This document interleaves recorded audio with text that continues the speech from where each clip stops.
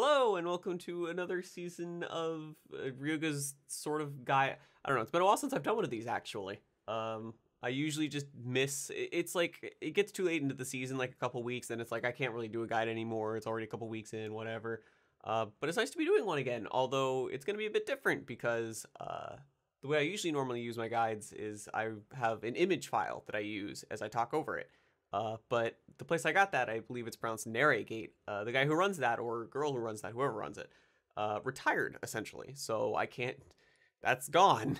I tried to find a replacement thing of like an image chart, just an image file of a season chart basically, and all the ones I found were just like web versions, like the one I'm using right now, like charts that are hosted on like websites. They're HTML. And they would take pictures of it and then just stitch it together, and it was kind of shabby, and I didn't really want to use that. So have to try things a little bit differently this season. I'm gonna record just my monitor, or at least this section of the monitor and of the chart as I go through it and stuff. It might be terrible. Hopefully not.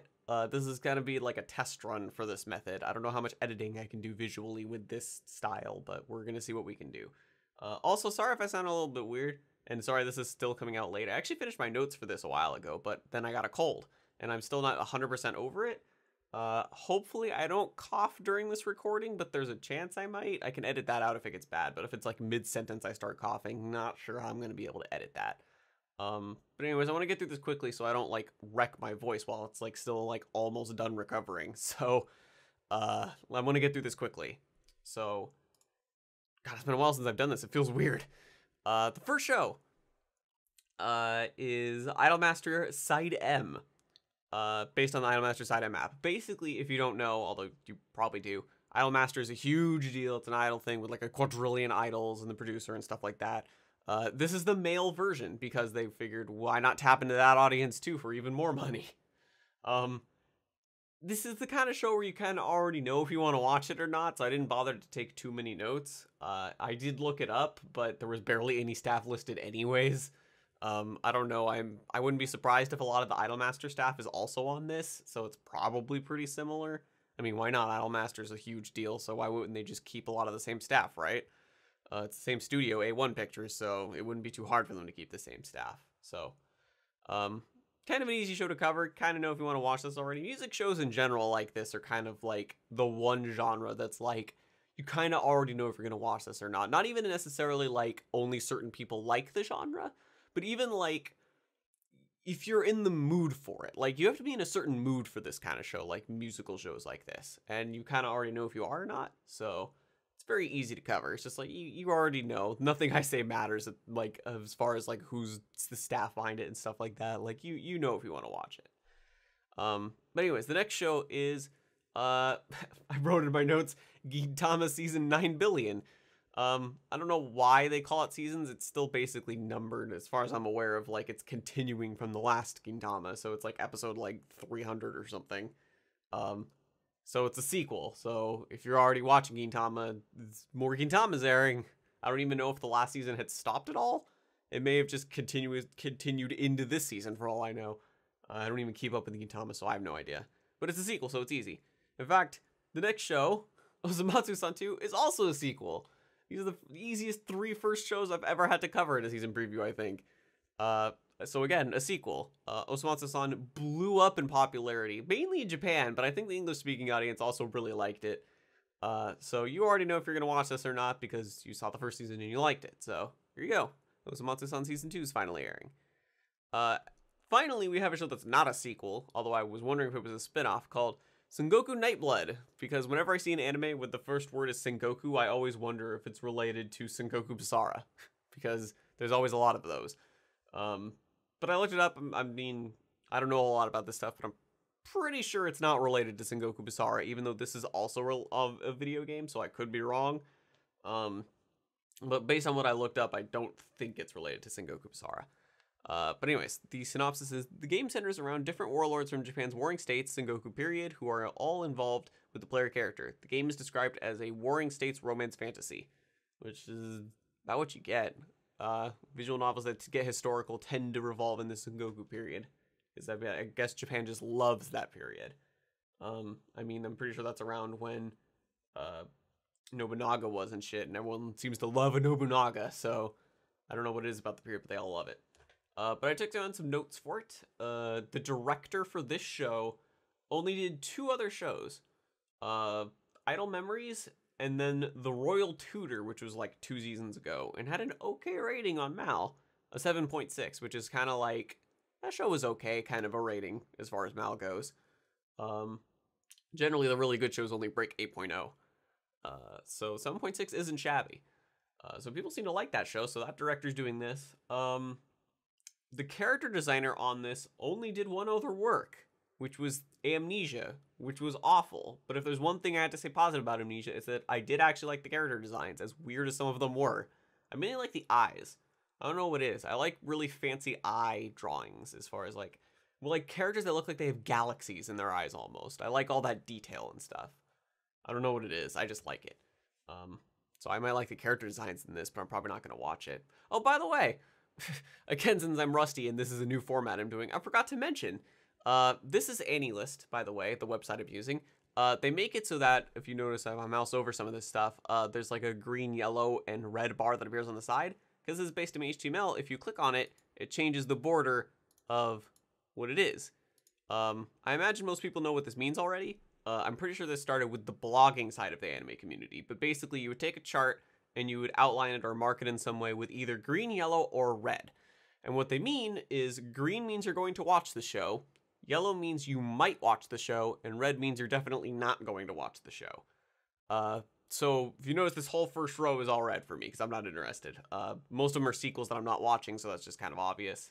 Idol Master is not really my thing, so I'm not going to watch it. And then this doesn't interest me, so I'm not going to watch it. But as we go through this, I'm going to... Oh, I forgot to update 1. I might update some as we go through this. Basically, I did a cursory glance through all the synopses and stuff like that, and I pre-marked them ahead of time. And then as I did notes, some actually changed because I learned stuff about the staff and then I got interested. I'll cover those when we get to them, if I remember them. I think I remember them. There weren't that many. But basically, this is also kind of like a way you can interact. Is if a show's red, if a show's green, I'm gonna watch it. If a show's yellow, it means I'm not sure if I'm gonna watch it. Which means if you think I should watch it, you might be able to convince me because it's yellow. So I'm like, there's a reason I might want to watch. Usually, if something's yellow, it means there's a reason that I would watch it, but there's also a reason I wouldn't watch it. I don't. Sometimes they're weighed differently, but usually it's like close enough that it's like could go either way. Or it's a show that it's like I'm waiting for people to like give feedback on anyways. So if you think it's a show that I would like, or you just want me to watch it, you might be able to convince me. Although even if a show's red, you could also probably convince me. It's just going to be more difficult to convince me because red is like, I'm pretty confident I'm not watching this. But I figured I should mention that because I completely forgot because I'm professional. Anyways, the last thing I wanted to mention about Tsukibro Nightblood. The person on series composition for this show has done a couple stuff. They did the script and composition for Tsukigakure. They did the script for Orange. And then they did the script and series composition for the first Digimon Tri movie. Although I think a couple people were on the script for the first Digimon Tri movie. Also for a lot of stuff, like when someone does script or composition for something like, well, obviously this first Digimon Tri movie, I'm pretty sure more than one person was on script, but if we get something like they did the script for Naruto or they did the script for Bleach, like it's usually not one person doing all those episodes. Usually they have a lot of scriptwriters who like they cycle between for episodes, or like a person will do a batch and then they'll get another person to do the next batch and stuff like that. So even though like, you know, someone may be credited for script or series composition on something big, they may not have done the entire thing. So that's something important to keep in mind. I looked into it for some stuff, but some stuff I didn't think to, so like take it with a little bit of grain of salt as far as like bigger kind of stuff. Although I don't think people care that much about the first Digimon Tri movie, but I'm just saying to keep that in mind. But yeah, that's the notes I took on Goku Nightblood for staff. The next show is UQ Holder Maho Sensei Nejima 2, and although there's a 2 in the title, this is not strictly a sequel, but it kind of is. I'll explain it in a bit. In the decades since the world became aware of the existence of magic, the world has undergone massive upheaval. However, a boy named Toda lives in seclusion in a rural town far removed from these changes. His ordinary life is highlighted by his magic-using female teacher and his supportive friends. When his tranquil daily life is disrupted, he embarks on a unique adventure.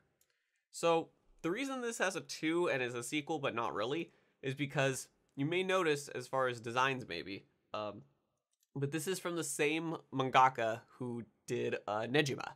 It's the manga I believe he did after he finished Nejima, and but the thing is, it takes place in the same universe. I don't know how many of the characters are returning, but it's like the only reason, even though it's in the same universe, is different is it's like a battle style manga. Like there's lots of fighting and stuff. It's kind of like what the guy wanted to do in the first place. It seems people are saying, which as far as I'm aware of is how Nejima ended up in the end, anyways, because that's how he was kind of transitioning towards. But yeah, that's why there's a 2 in the title. And also, I mean, I guess you could just notice the Nejima. Staff-wise, I already mentioned that it's the mangaka. The director did a lot of episode directing and writing for random stuff. So not so much like full-on directing, but just like a couple episodes and a couple episode writing stuff. Some of those things were like Tsukaima, Kimi Kiss, Norame Cantabile. Probably mispronounced that. Oh, but he did fully direct Hentai Oji, the side story version of Danmachi, so the one that focused on the girls, Rara Maricho, and Shimonetta. So kind of a weird slew of shows there. A lot of them decently lewd, although I don't think Rara Maricho was. But lewd in different ways. I'd say Hentai Oji and Danmachi maybe lewd in kind of similar ways, but Shimonetta was in a kind of commentary way, even if it was still crass. So it's a bit different there. So kind of a bit of difference there. I'm not sure how much directing wise that shows. I don't remember any fancy directing from any of those shows really, although I did not watch Rara Maricho, so I could be wrong. The rest of the staff didn't seem notable, so I like strictly mentioned that. I was like, none of the other staff is like anything to really write about. Although I did write that the sound director has done a bunch of stuff. Oh, I guess I was just explaining that there's nothing else notable. So like the sound director's done a lot of stuff, which tends to be the case. There's actually not that many sound directors, it seems, in anime. So like whenever you look at the sound director for a show, they've done like shitloads of other shows, like just a giant slab of shows. Like they do, I don't know what it is. I guess there's just not that many sound directors in anime, but like it seems like there's always just a couple sound directors who've done like everything. Or maybe there's just not that many new sound directors, and so they've all just been around a long time, so they've had time to like stock up their portfolio or something. But all these sound directors, like rare exception, have done just an insane amount of shows. The music guy on the show did the Nejima anime remake, not the original Nejima, the anime remake from 2006 and 2007. And he also did Owari Monogatari. So if you like the music in that, might like the music in this. Although important to note, with music, is the director or producer tends to tell the music guy what kind of music they want, and then they make it. So not too many shows where the music creator is just like, do whatever you want. I imagine someone like, who's the composer everyone really likes? God, I guess I could not fail at remembering names. It's the guy who did Attack on Titan and Kabaneri and Hiroyuki Sawano. Hiroyuki Sawano strikes me as the kind of composer where the director and producer are like, just kind of do your thing. That or his style is just so ingrained that like it just comes across regardless, which I guess isn't too surprising. He uses the same female vocalist for like all his tracks, and a couple where he uses a male vocalist, I'm pretty sure, is the same guy too. So it's a unique sound that you kind of always hear. So maybe it's not complete freedom, it's just that he's that strict about like how he likes to do his music that like they all kind of sound like that's Hiroyuki Sawano. Anyways, I don't know why I went into that side thing. Just a thing to keep in mind with music people is that you're not guaranteed, even if you like one of the shows they did the music for, that you're going to like the music for another thing they do. Because they're usually told what kind of music that's wanted. Anyways, the next show is Junyoti Tyson, which is very weird. The record of the bloody battle between the 12 proud warriors. Oh my god. Fucking HTML. The 12th 12 tournament that gets held every 12 years. I think this show likes the number 12.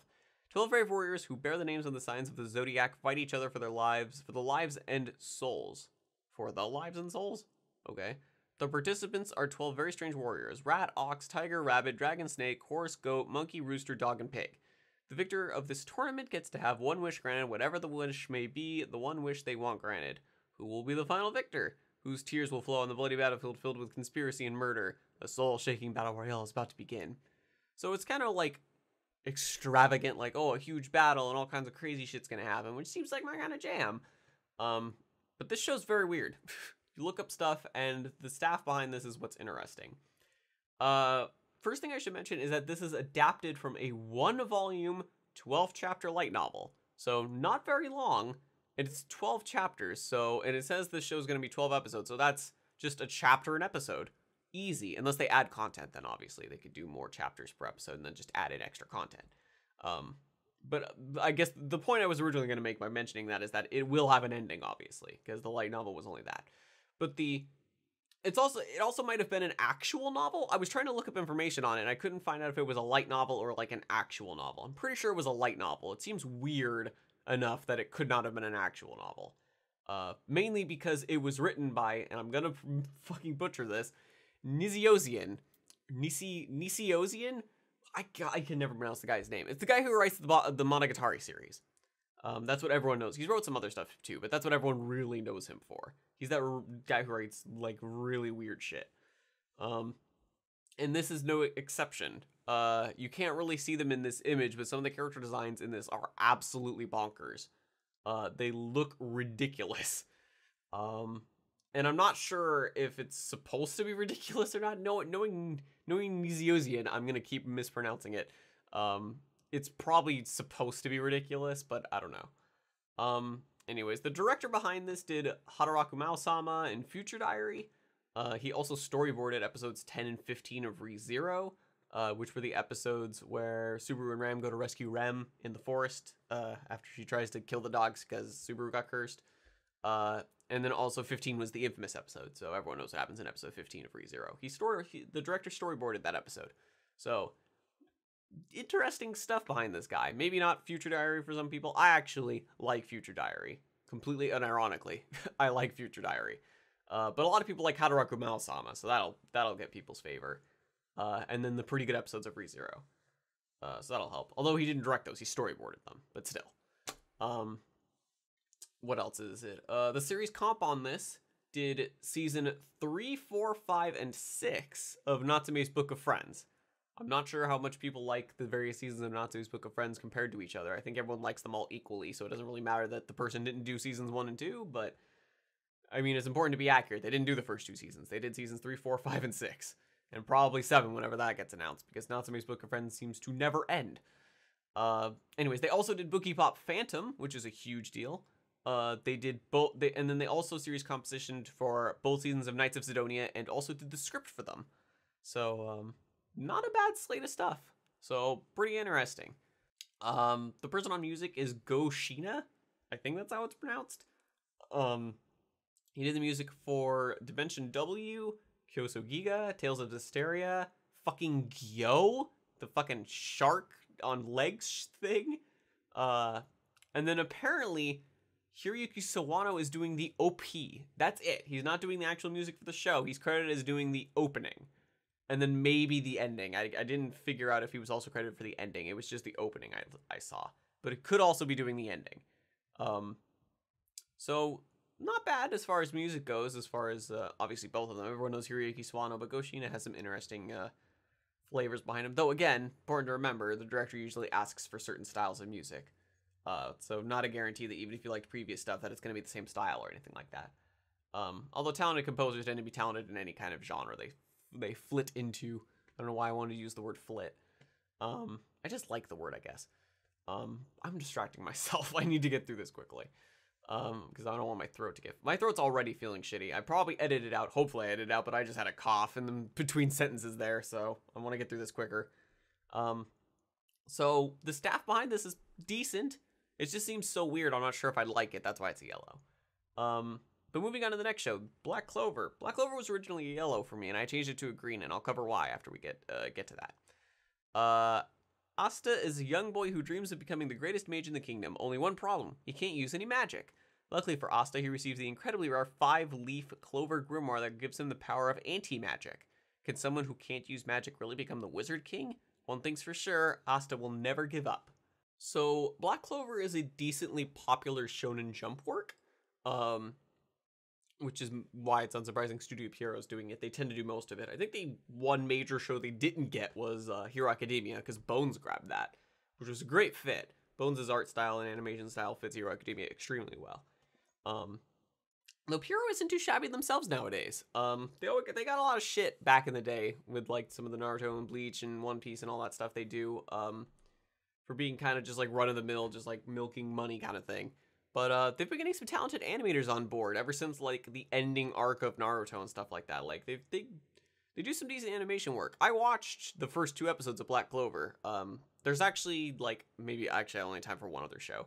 I watched 2 shows episodes, maybe a third, I don't remember. But I watched some stuff from this season because I don't know. It was taking a while and I was sick, so I was like, fuck it, I'll just watch some episodes. I mean, I'll give more accurate summaries of them and such if I do anyways. So I watched 2 episodes of Black Clover since those were out. It's pretty good. As far as I've heard, Black Clover is like a decently popular Shonen Jump work, but it's not at the level of something like Hero Academia. So like people like it, but not like that much, kind of. Like it's not that popular. I think I can see why. There's actually a lot of similarities between this show and Hero Academia that I can see. Main character can't use magic in this. He really wants to be the Wizard King, even though, which is like the biggest, most fucking major magician who like saved the world back in the day, and then the title gets passed down to strongest magician each era. He really wants that, even though he can't use magic. Not too dissimilar to Deku wanting to be a superhero, even though he's one of the people not born with a quirk. Because the same in Black Clover, like everyone has magic powers in Black Clover. Except the main character. Although in Hero Academia, it's like 10% of the population doesn't have powers, rather than just Deku.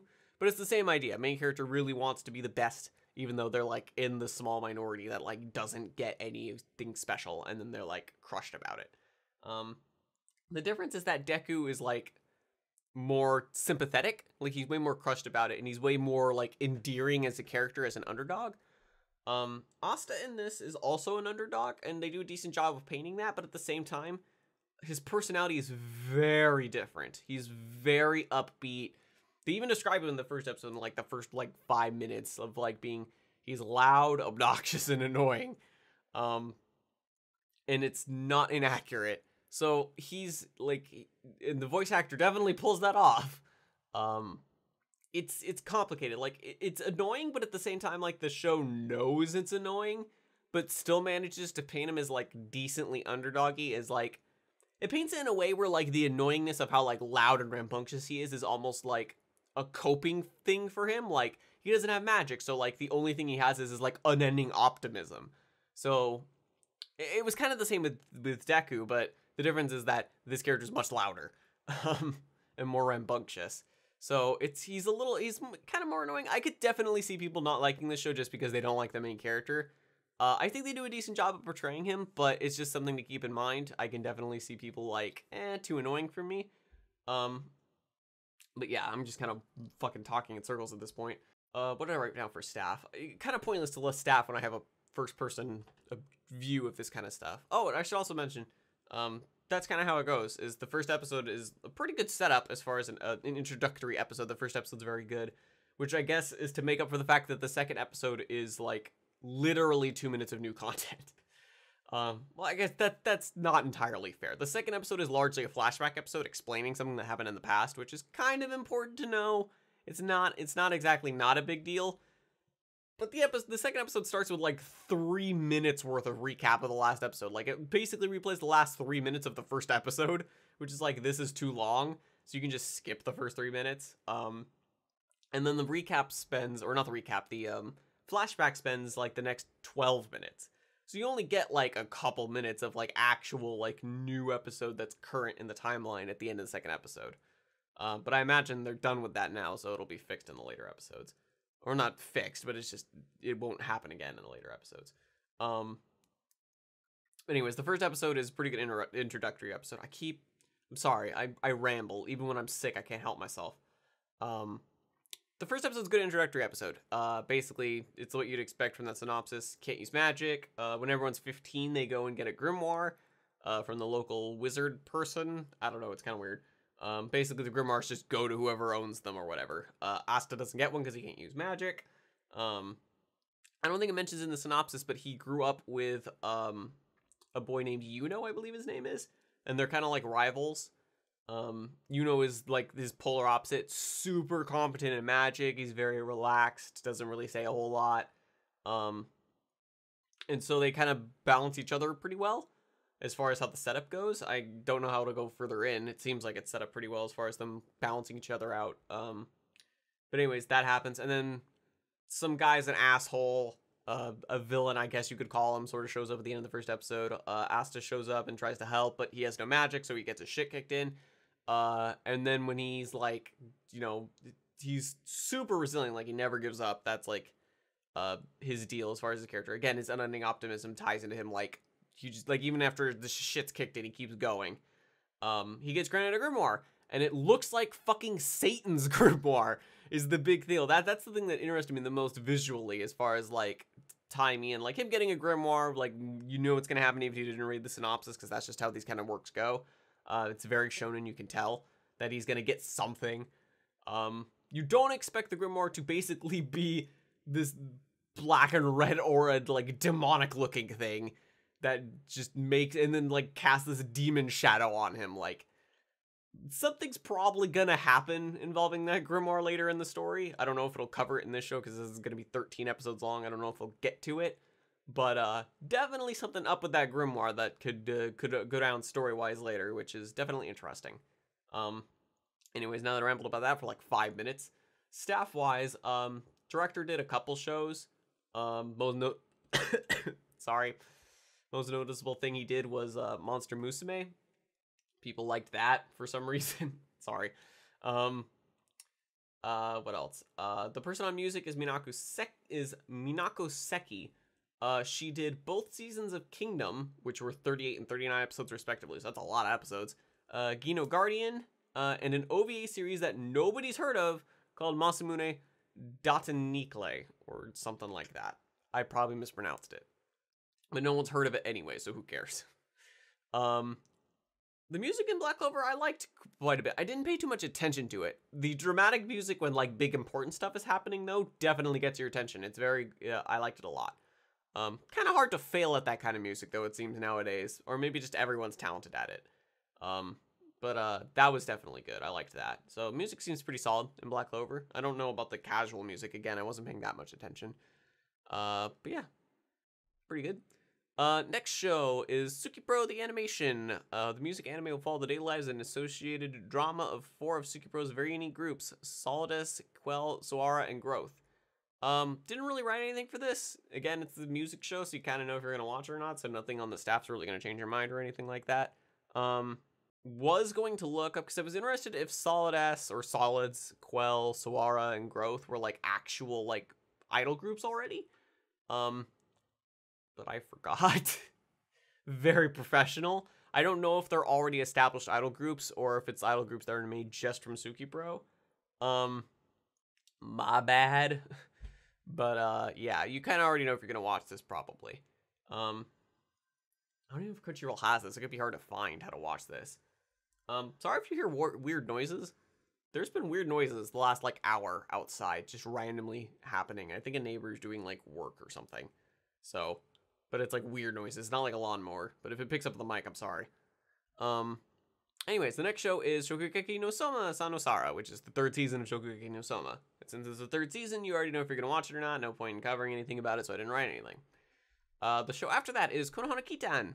The manga story is set in Konohanate, a hot spring hotel located in an in-town between our world and the other world, where many people go to visit. The story portrays the lives of fox spirits who take the form of girls and work at the hotel.